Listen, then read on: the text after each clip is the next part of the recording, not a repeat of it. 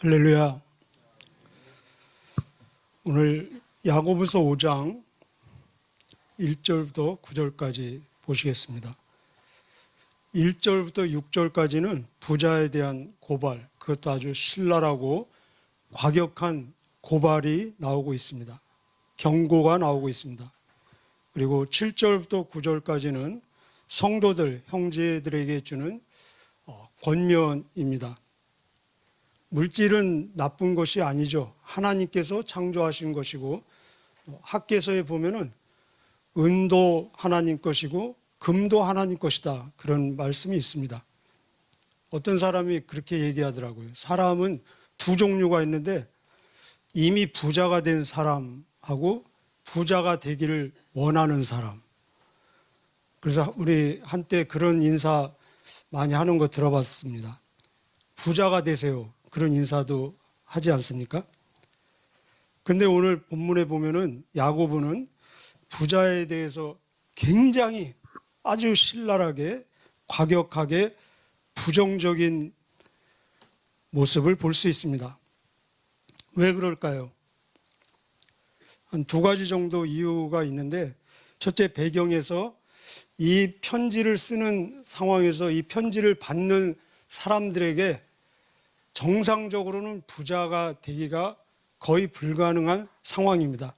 수신자가 누구입니까? 1장 1절에 보면은 하나님의 종 야고보는 흩어져 있는 12지파에게 문안한다, 이렇게 수신자들을 얘기하고 있습니다. 우리가 잘 아는 대로 초대교회는 자발적으로 재물을 공유했죠. 그러다가 교회에 핍박이 있어서 흩어지게 되고, 또 나라가 망해서 흩어졌잖아요. 이런 흩어진 상황에서는 부자가 되기가 굉장히 어려운 상황이죠. 정상적으로 부자가 되기 어렵다는 것입니다. 두 번째 이유는 인간의 보편적인 재성 때문에 그렇습니다.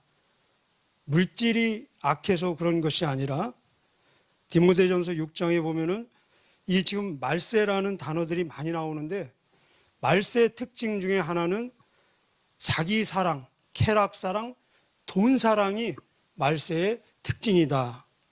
그리고 돈을 사랑함이 일만하게 뿌리다라고 디모데전서에 나와 있습니다. 우리 예수님께서도 직접 말씀하시기를 부자가 천국에 들어가기가 낙타가 바늘기로 들어가는 것보다 더 어렵다. 하나님과 재물을 겸하여 섬길 수 없다라고 말씀하고 계십니다.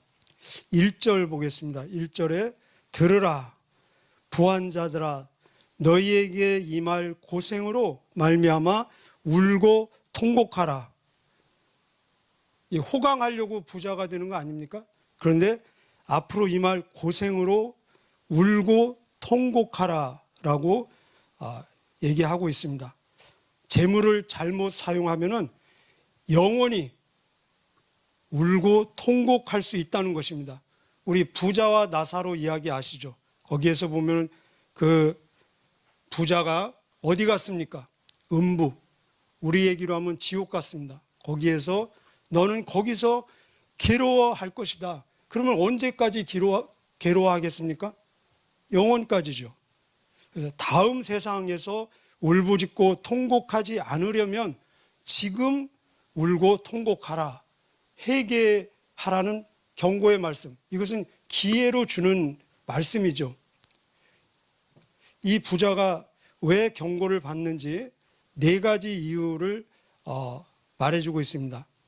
첫째는 재물을 쌓았다는 것입니다. 쌓는 게 잘못입니까? 그런데 끝까지 쌓았다는 것입니다. 말세에 이르도록. 우리 2절 3절 한번 읽어보겠습니다. 2절 3절 시작. 너희 재물은 썩었고 너희 옷은 좀 먹었으며 너희 금과 은은 녹이 슬었으니 이 녹이 너희에게 증거가 되며 불같이 살을 먹으리라. 너희가 말세의 재물을 쌓았도다. 언제 쌓습니까? 말세. 이 말은 끝까지 쌓았다는 것입니다. 목적으로. 재물은 목적이 아니라 수단으로. 왜 우리에게 주셨습니까?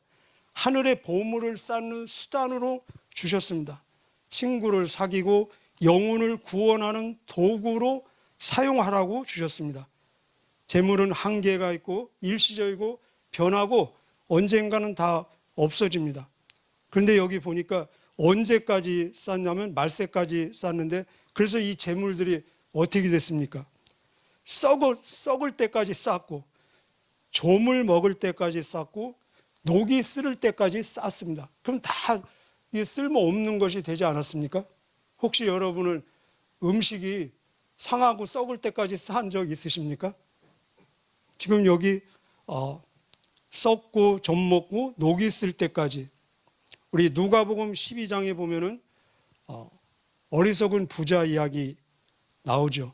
그 부자가 스스로에게 말하기를 내 영혼아, 자기의 영혼이 있는 거 압니다. 근데 내 영혼아 평안히 먹고 쉬고 즐겨라, 내가 쌓을 것이다. 그래서 멀쩡한 창고를 헐고 다시 쌓는 모습을 볼 수 있습니다. 그날 저녁에 하나님이 말씀하시기를 어리석은 자여, 내가 오늘 밤에 내 영혼을 도로 찾으면은 네가 쌓은 이 재물이 누구의 것이 되겠느냐. 그래서 말세까지 끝까지 쌓는 재물은 쌓이는 재앙이 된다는 것을 볼 수 있습니다. 두 번째 경고를 하는 이유는 끝까지 쌓은 것도 잘못인데 정당하지 못한 방법으로 착취하면서 쌓는 모습을 볼 수 있습니다. 4절 같이 읽을까요? 시작. 보라, 너희 밭에서 추수한 품꾼에게 주지 아니한 싹시 소리 지르며 그 추수한 자의 우는 소리가 만군의 주의 귀에 들렸느니라. 예.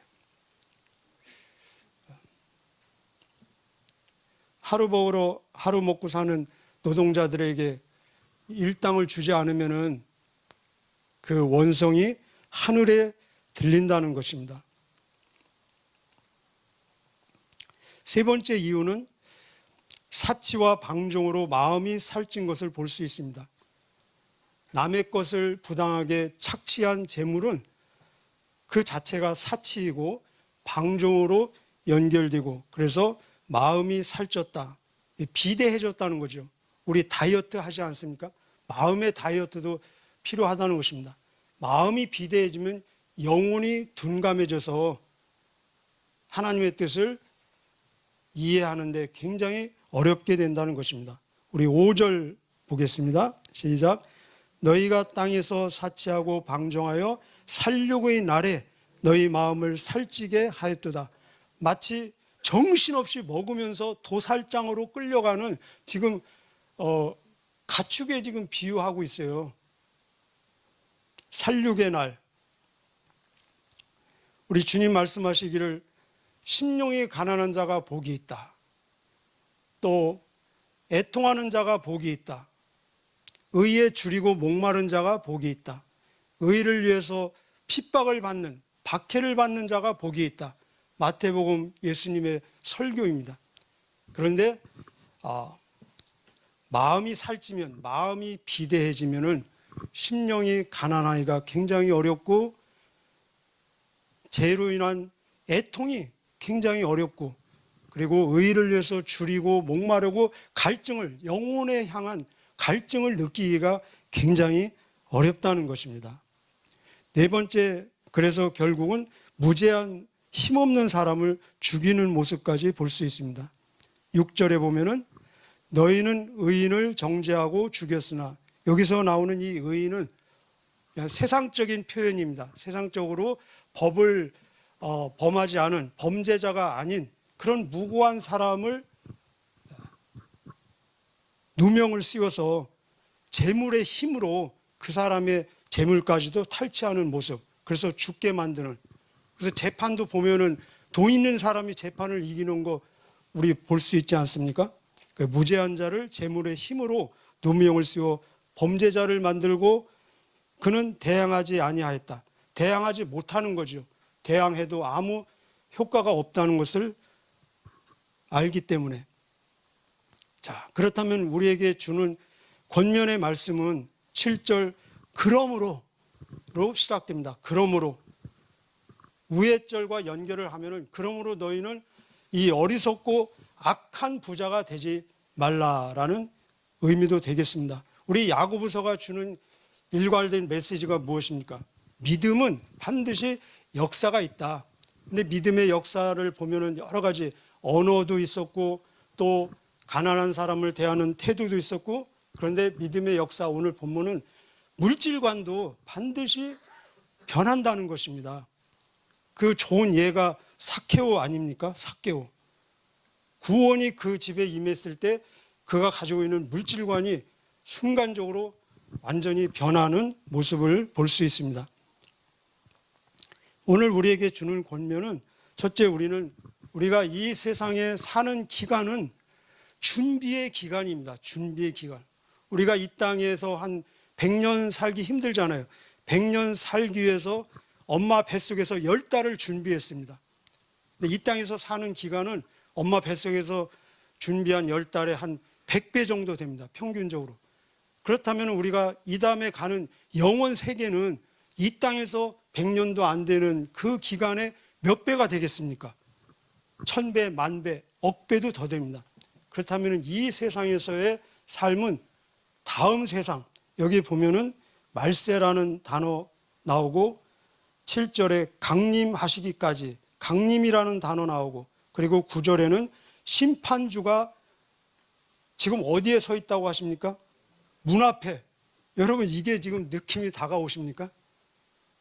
귀한 손님이 지금 현관문에 서 있으면은 얼마나 그 생동감이 넘칩니까? 근데 심판주가 문 앞에 서 계시다. 2000년 전에 문 앞에 서 계시다면 지금은 문고리를 잡은 상태 아니겠습니까? 그래서 이 세상에서의 삶은 영원, 그리고 다음 세상, 심판을 준비하는 기간이라는 것입니다. 종말론적인 삶이다라고도 얘기하고 있습니다. 디모데전서 6장 7절 8절에 보면은 그런 말씀이 있습니다. 우리가 세상에 아무것도 가지고 온 것이 없으니 또 이 세상을 떠날 때 아무것도 가져가지 않을 것이다. 그러므로 이 세상에 있는 동안 먹을 것과 입을 것이 있으면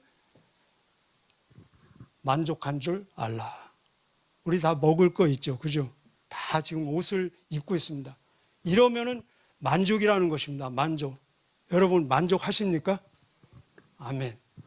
만족이라는 단어가 굉장히 은혜스럽더라고요. 만족, 만자가 무슨 만자입니까? 채울 만자입니다. 채울 만자. 그래서 뭔가로 채워야 만족이 있습니다. 채워야. 그런데 중요한 것은 어디까지 채우냐라는 것입니다. 허리까지 채우면 만족하겠습니까? 머리까지 채우면 만족하겠습니까? 그런데 그 족자가 무슨 족자입니까? 발족자입니다. 발족자. 그래서 우리가 이 세상에 있는 동안은 발목만 채워도 만족하는 것이 만족이라는 단어의 뜻입니다. 은혜스럽지 않습니까? 네. 자, 그렇다면은 이 우리에게 주는 준비하는 기간을 어떻게 우리가 준비해야 될 것인가? 바로 한 단어로 요약하면은 인내라는 단어입니다. 인내. 그래서 오늘 7절부터 9절까지는 인내의 기간, 인내의 방법, 그리고 인내의 자세를 우리에게 소개해 주고 있습니다. 그 야고보서는 인내로 시작하는 걸 볼 수 있습니다. 1장 4절에도 보면은 인내를 온전히 이루라. 이는 너희로 온전하고 구비하여 조금도 부족함이 없게 하려 함이라. 로마서 5장에 보면은 우리가 환난 중에도 즐거워할 수 있나니 이는 환난은 인내를 낳고 인내는 연단을 낳고 연단은 소망을 낳느니라. 사랑의 첫 번째 특징도 사랑은 오래 참고 인내 아닙니까? 자, 인내의 길이는 언제까지 인내냐? 끝까지 인내입니다. 우리 7절에 보면은 그러므로 형제들아 주께서 강림하시기까지 길이 참으라. 길이 참으라라는 표현이 3번 나옵니다. 7절 끝에도 길이 참아라. 8절 처음에도 너희도 길이 참고, 끝까지 참는 것이 진짜 인내라는 것입니다.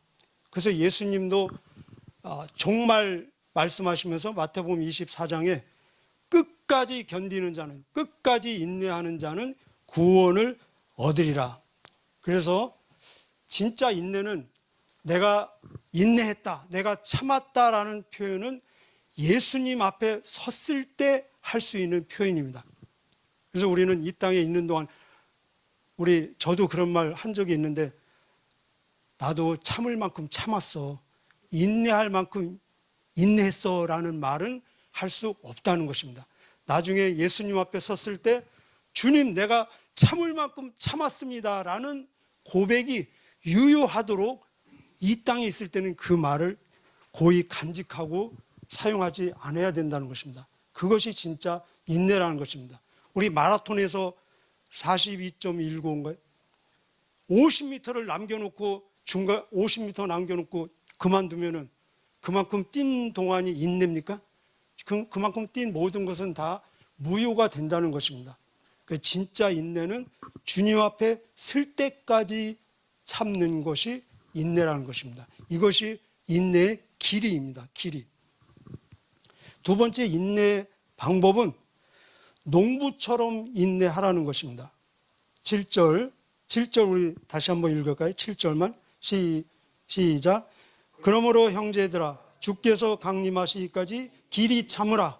보라, 농부가 땅에서 나는 귀한 열매를 바라고 길이 참아 이른 비와 늦은 비를 기다리느니라. 인내는 어쩔 수 없이 하기 싫어서 아무것도 할 수 없어 힘없어서 그냥 가만히 있는 것이 인내가 아니라 소망 중에 최선을 다하며 열매를 기대하는 것이 인내라는 것입니다.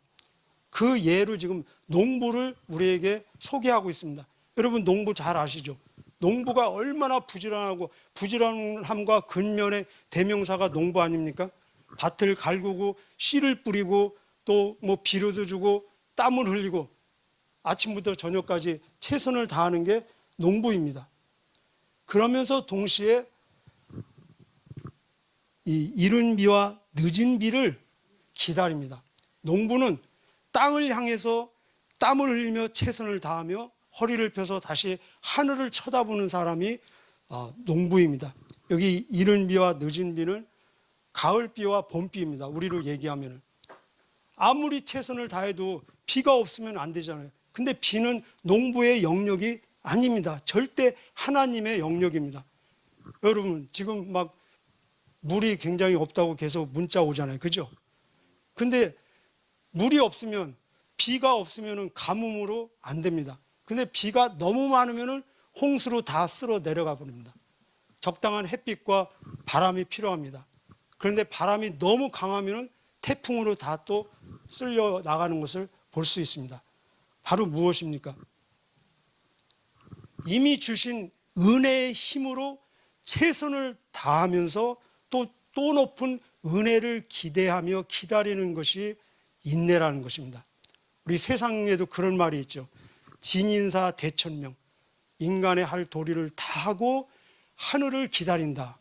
근데 우리 신앙으로 옮기면은 나에게 부어주신 은혜의 힘으로 최선을 다하면서 더 큰 은혜를 계속해서 열망하면서 기대하는 것이 참 인내라는 것입니다.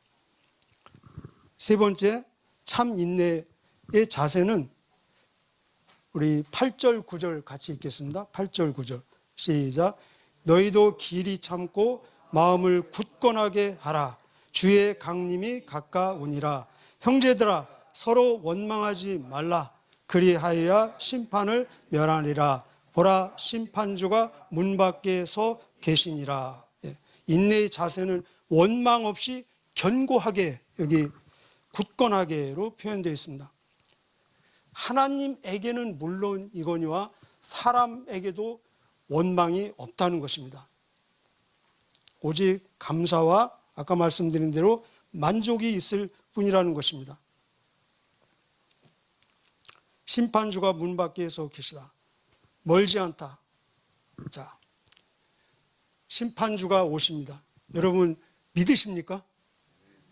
그러면은 심판주가 오시면은 심판을 하실 텐데 총 결산, 우리 마태복음 뭐 달란트 비유라든지 종 비유 또 열처녀 비유 항상 결산이 있잖아요. 결산을 할 때 무엇을 심판할 것인가, 그걸 알면은 대비하는 데 좀 도움이 되지 않겠습니까?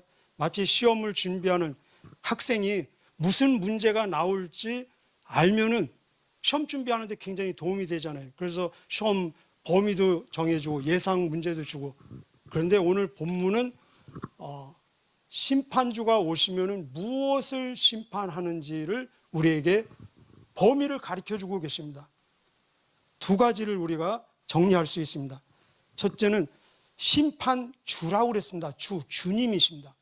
첫 번째 심판의 내용은 심판주, 주님, 누구십니까? 예수님입니다. 그 심판주 되신 그분을 진짜 주님으로 영접하고 고백하고 어떻게 그분을 주님으로 섬겼는지를 심판할 것입니다. 두 번째는 주님이, 하나님이 우리에게 주신, 우리에게 위임해 주신 물질, 재물, 시간, 은사, 모든 것들을 어떻게 무엇을 위해서 사용했는지, 활용했는지를 심판하실 것입니다. 결산하실 것입니다. 저와 여러분 이 문 밖에 서 계신 심판주를 잘 준비해서 심판날이 기쁨과 환희와 영광의 날이 되기를 주님의 이름으로 축복합니다. 기도하시겠습니다. 하나님 감사합니다. 우리에게 생명 주심을 감사합니다. 시간 주심을 감사합니다. 물질 주심을 감사합니다. 은사 주심을 감사합니다. 우리에게 있는 모든 것은 주님으로부터 주님에 의해서 주님을 위해서 주심을 믿습니다. 지혜로운 청지기로 주님 뜻 잘 이해하고 받들어서 주님의 마음을 흡족하게 해드리는 주님의 종들, 자녀들, 사명자들 되게 하여 주옵소서. 그래서 머지않은 어느 날 주님 앞에 심판주로 섰을 때 그날이 기쁨과 영광과 승리의 날이 되게 하여 주시고 주님 인내했습니다라고 부끄럼 없이 고백할 수 있는 저희들 되게 하여 주옵소서. 오늘 한날도 주님과 동행하는 임마누엘의 기쁨과 열매 가득한 날 되게 하여 주시고 여기에 드려진 예물 하늘 창고에 쌓이는 보물 되게 하여 주시고 쓰이는 곳에 주님의 뜻이 이루어지는 복된 물질 되게 하여 주옵소서. 감사드리며 예수님의 이름으로 기도하옵나이다. 아멘.